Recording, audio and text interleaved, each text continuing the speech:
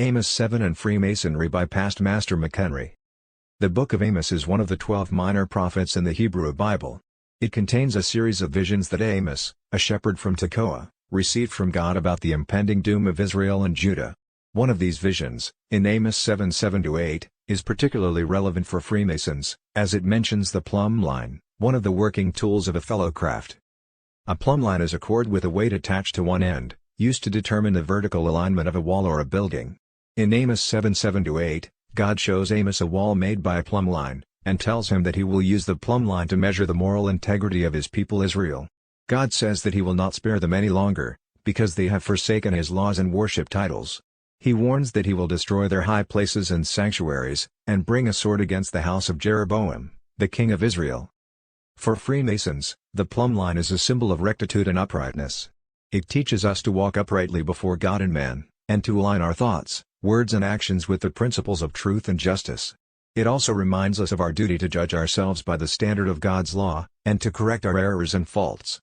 As fellow crafts, we are expected to work diligently and faithfully in the service of God and humanity, and to measure ourselves against the plumb line of morality. The vision of Amos 7:7-8 challenges us to examine our own lives and lodges, and to see if we are living up to our Masonic obligations. Are we faithful to God and His commandments?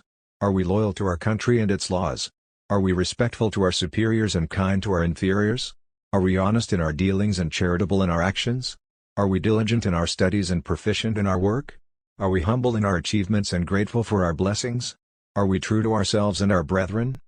If we find ourselves wanting in any of these aspects, we should not despair, but rather seek to improve ourselves by the help of God and our brethren.